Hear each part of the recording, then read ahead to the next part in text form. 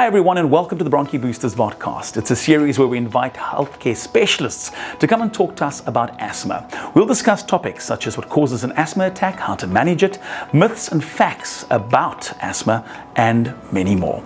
Asthma is an underdiagnosed and undertreated public health problem. Learn how to manage your or your children's asthma. On today's show we have Dr. Delano, Rhode. Doc, thanks so much for joining us, talking about asthma and how it affects children at school. And I think parents and teachers kind of are concerned about children. Should they be active if they've got asthma? Shouldn't they be? This is a really important question. And what's the answer? Ryan, thanks for having me. There's no easy answer, but asthma, there's a lot of stigma around asthma, Yes. and whether you should play sport or whether not. Yeah. We know asthma is a airway problem affecting the lungs, causes constriction within the air pipes because of various reasons. So whether the weather is too cold, or whether with exercise, or with viral infections, or genetically inclined from your family history. So it is a real thing. It's a dangerous thing if it's not managed properly. Yes. And school-going kids makes it a little bit easier for us to manage them and to diagnose them because we've got the equipment. Yes. And we've got equipment that we can use to diagnose and to basically bring the evidence forth to the parent to say this is asthma and this is how we must take it forth from here. Yeah. So for instance with asthma, your child, if you have a history of with any exercise or weather change or infection where there's a noisy breathing or wheezy breathing or cough, or difficulty breathing even, or fast breathing, or even palpitations when walking or running, then you should consider asthma, and then you should go and seek some help. Got you. So in terms of school-going kids, they make it easier because they usually come with a package. Yes. So they're bigger, number one, they can give you a history, they can tell you exactly how it feels. Yes. They usually about 70-75% of them have got the allergic features. So they've got hay fever, they've got allergic conjunctivitis, which is your allergic eyes. Yes. And then some of them has got eczema, but then they present with a tight chest with it. If it's a bigger kid, above 6-7, we go with the history, we examine, and then you usually get a hyperinflated barrel type chest. Got you. They usually have a little bit of a prolonged expiration or breathing out phase, and then some of them get tired when they run. They give you, you can ask the parent and say when they play with their peers, who gets tired first, and then that's usually the one that sticks up there. And then you, except for the other comorbid, like what I explained earlier, you have to look at obesity. It affects your asthma.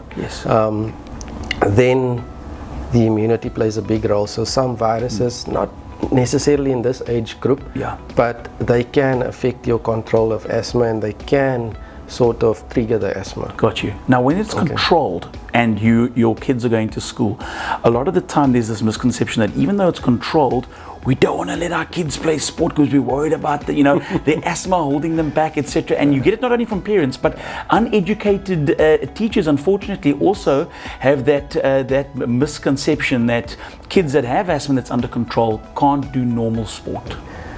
Yeah, I usually have that conversation with the school-going kids. And the short answer is they can do sport. It's important to participate in some form of physical activity. Brilliant. That is important. But there's a little bit of an action plan and tick sheet you have to go through with the parents.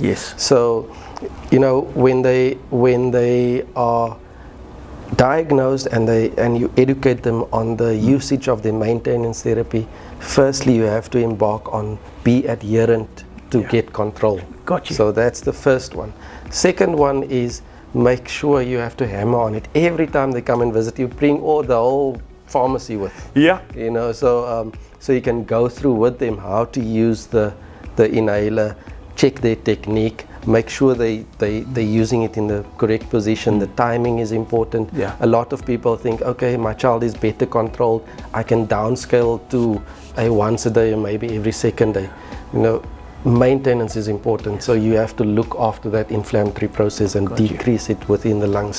So that's important. And if your child does do sport, and if they are well controlled, the emphasis is they must be well controlled. Then you can advise them to start with physical activity. Start off slow to build up endurance, and then take it from there. Also, you need to then teach the child. You remember, kids, they don't have patience. They want everything now. Exactly. They jump up and run. So you need to educate them to properly warm up, and then go into a sort of a more hectic phase of exercising. But also the one thing they forget is to warm down or cool down. Got you. They need to do some cool down exercises as well. And there usually breathing is important. So there I usually ask a physiotherapist or biokineticist to assist with diaphragmatic breathing exercises to just control the breathing, and also teach them whenever their chest goes tight or whenever they feel discomfort to control that breathing. Brilliant. Then when the weather is cold, preferably, now lots of kids play soccer, rugby. We are a very active nation in terms of sport. So preferably if it's cold, to not maybe try and exercise outside. If you have to, dress appropriately, warmly. Make sure you can use a buff, or you can use we all wear face masks these days. So just to try and humidify the air in some or other way. Got you. And then always when they go onto that field, they must have their reliever pump. That is crucial. It's absolutely They must crucial. have it there. I usually ask my parents, I have one at home, I have one at the grandparents, I have one at school. Exactly. So make sure you cover it. So because it's inevitable, you're going to forget it at home, you're going to forget it wherever you go. So make sure it's there. The other alternative is just to keep it in the car.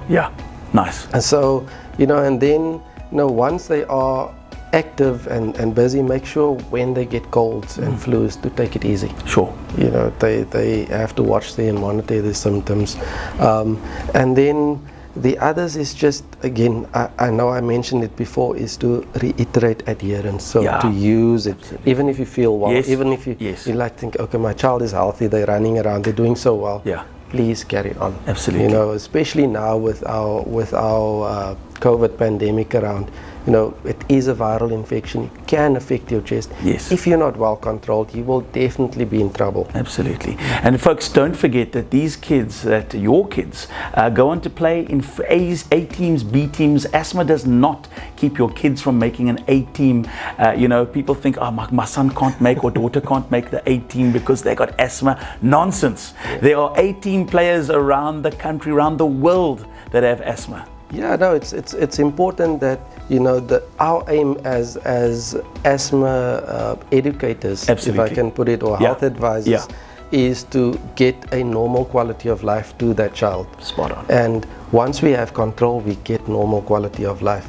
That means you can pursue anything. If you want to be a professional sports star, you can go for it. If you've got the talent and you work hard appropriately, don't let your asthma keep you back. You can go forth. The only thing is, make sure the people around you know about your condition.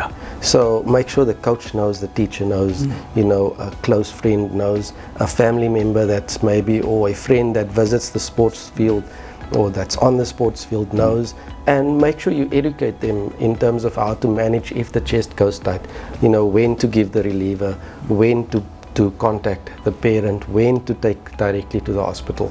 So I think that's sort of the short steps around it. Love it. Great conversation, Doctor. Thank you so much for your time and your influence in terms of the education around asthma.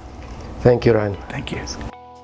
Thanks so much for watching today's episode. Pop your questions in the comments section below. Also remember to visit bronkiboosters.com to view all the videos, learn more about asthma, play the game, or download the comic book.